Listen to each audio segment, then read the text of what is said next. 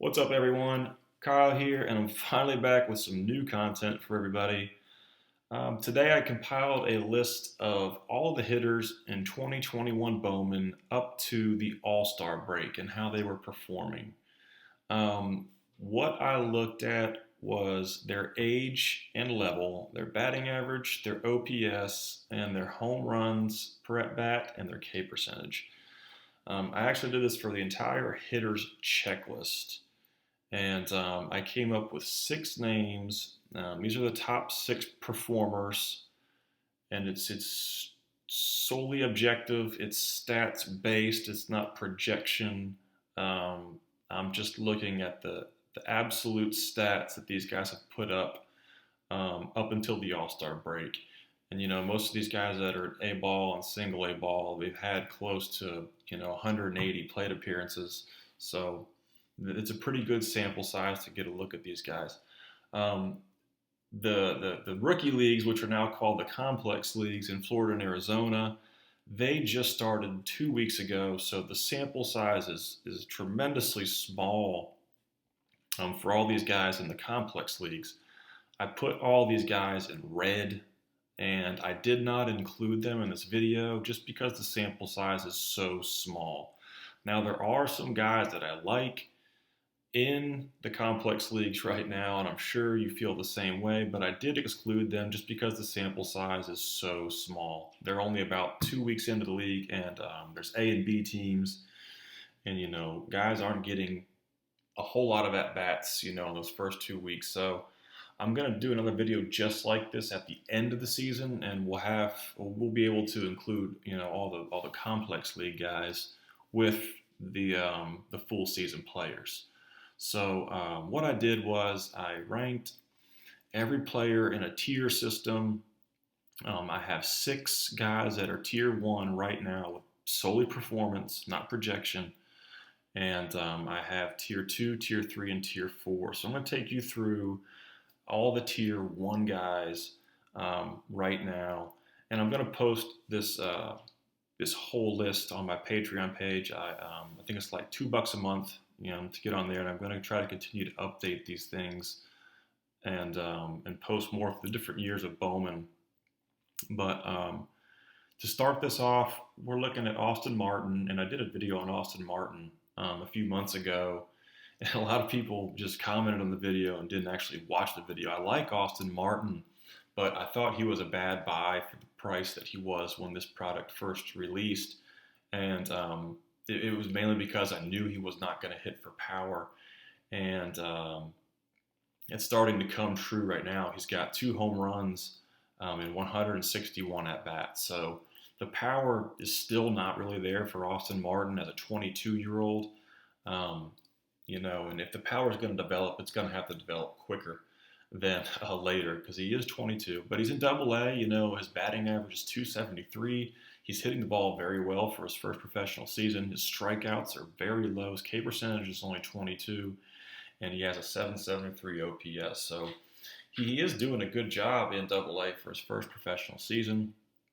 But like I said, the power numbers aren't quite there to make him, a top tier prospect as a whole. But in this product, I would think I'm going to go with him being a tier one in this product right now. Another tier one guy is Angel Martinez. I have him listed as a middle infielder, but right now, he's playing as a shortstop. The Indians' farm system is absolutely loaded with shortstops. Angel Martinez is one of three Indian shortstops, well, I guess Cleveland shortstops, that's on my tier one list for this product. He's 19 years old. He's playing an A-ball. A lot of 19-year-olds are in the complex leagues right now, but they thought so highly of him. Carson Tucker, another shortstop prospect for Cleveland, is also in the complex league, but they sent Angel Martinez up to A-ball. He's hitting 283 with an 848 OPS. He's hit 5 home runs in 180 games as a 19-year-old. So there is some power projection there for when he grows up and fills out. And what I like most about Angel Martinez is his K rate for a 19-year-old, playing A-ball. He's a much younger than the level, and his K percentage is low. So He's having quality at bats, and he's got a plan, he's got an approach. If he can keep his strikeouts to 22%, which is really good. The next guy we're going to look at is Daryl Collins, kind of a sleeper out of this product. He's an older 19-year-old. I think he's close to turning 20, but he is 19. He's an outfielder in A-ball. He's hitting 278 with a 781 OPS. He's got 4 home runs and 176 at-bats, and his strikeout percentage is extremely low. It's 16%. So hats off to Daryl Collins for having quite a year. Now, he is going to be a corner outfielder. He is not going to play a premium position, so his bat is going to have to pick up a little slack. But he's having a great year right now for a 19-year-old in A-ball. The next guy we're going to move down to is another Cleveland shortstop prospect, Gabriel Arius, and he was probably one of the big chasers in this product, when it first released. He's hitting 245, but he's also 21 years old, and he's playing in AAA with the ability to stick at shortstop. So, I gave him a little leniency on batting average because he's so young and he's playing at a higher level at the age of 21. He's got 6 home runs in 192 at-bats. So the power's there, and, in the course of a 160-game season, we may be looking at a 25-plus home run guy as he continues to grow. Slightly, not alarming, I would say, but, something to watch is his strikeout rate. It's 26% right now, but like I said, he's young for the level. And if he does repeat the level next year, we'll have to see what happens with the strikeout rate. But as of right now, he's one of the top performers in this product.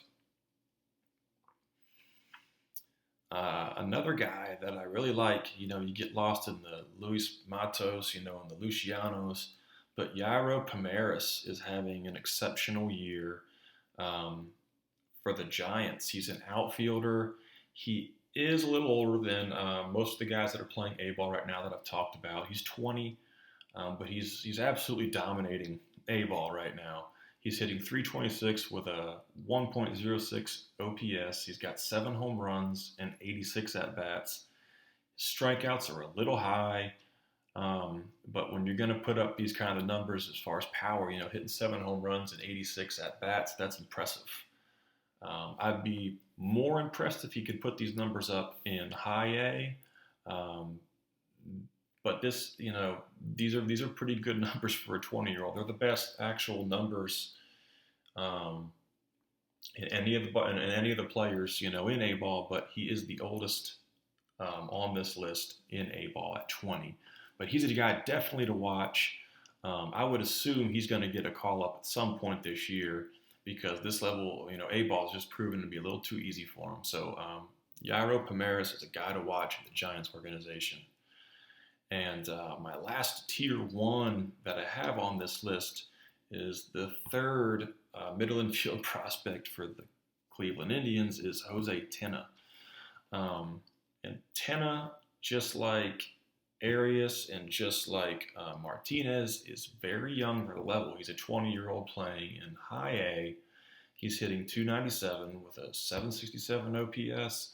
He's got 5 home runs and 197 at-bats, and the strikeouts are pretty much in check, for a kid at that level. So he's another guy to watch.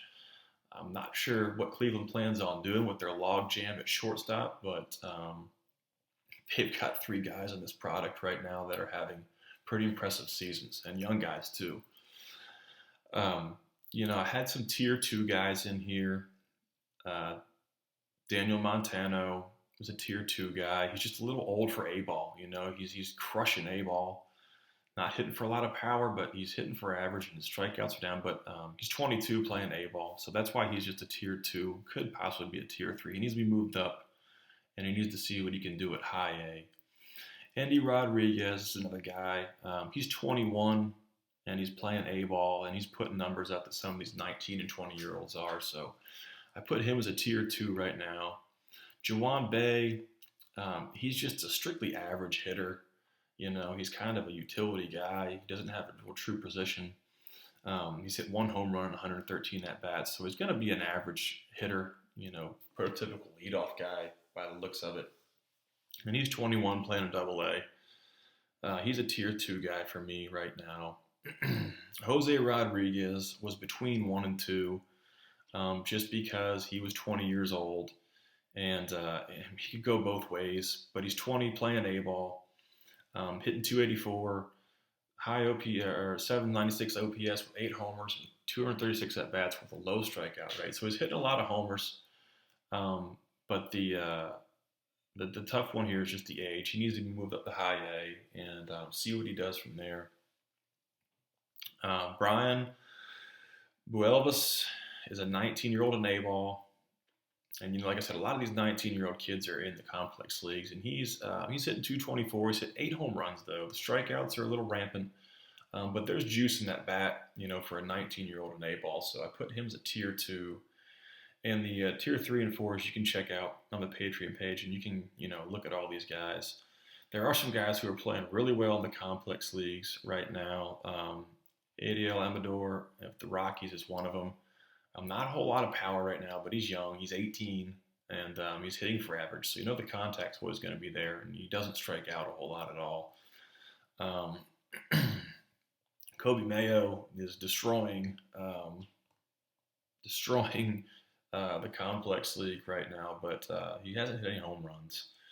And it's a short sample size. Another guy that's picked up a lot of popularity in this product is Jose Salas. He's another guy who's hitting for a lot of contact. He's hitting 393. He doesn't have any home runs. His strikeouts are pretty good, but he's a shortstop in the Marlins organization that's picked up a lot of steam. I see a lot of guys going after Jose Salas right now. He's a guy to watch for sure. He's 18. He's super young. There's a lot of projection in the body. So that's all I have today. You can check out this whole list on the Patreon page.